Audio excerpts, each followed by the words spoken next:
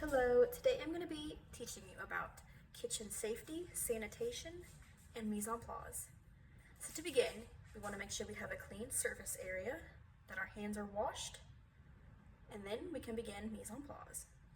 Mise en place is when you have all the tools you're going to need as well as all the ingredients you're going to need. Now the reason that mise en place is important, especially in the kitchen, is because it makes sure that you have everything in order, that it's all organized, that you know exactly what you need, and that steps are not being missed and you're not running around the kitchen. I'm going to begin with my right side.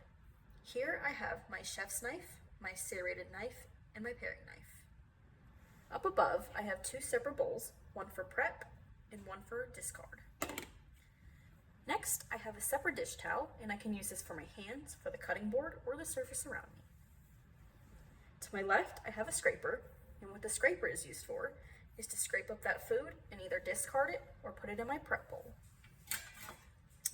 In front of me is my cutting board, and you may notice that there is a damp towel underneath. And the reason for this is to make sure that your board is not slipping and sliding, because that could lead to your food rolling off, or you could easily cut yourself. And you also want a trash can that's easily accessible to you.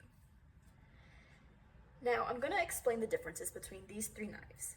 Beginning with our chef's knife, you may notice that the blade is rounded, and this is an all-purpose knife. Next we have our serrated knife, and you may notice this one looks kind of like a mini saw and has ridges in it. Now you may use this on bread.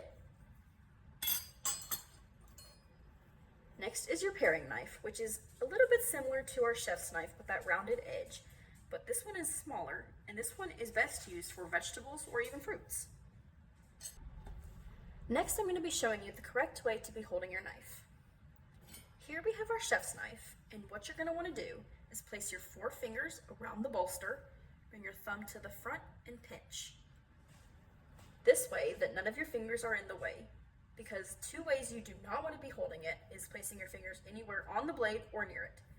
You also don't want to simply just be holding it around the bolster by itself, because otherwise you're going to have no control over your knife and you're more likely to cut yourself. Now, with your non-dominant hand, you're going to want to put it in the form of a claw. And it should look like this, where your fingertips are underneath facing towards your palm while your thumb is in the very back. So if I was cutting, it would be looking like this. And what you're going to do is you're going to have your food product, and you're going to be rocking your knife back and forth against your fingers. This way you have control over your movements and you're not likely to cut your fingers.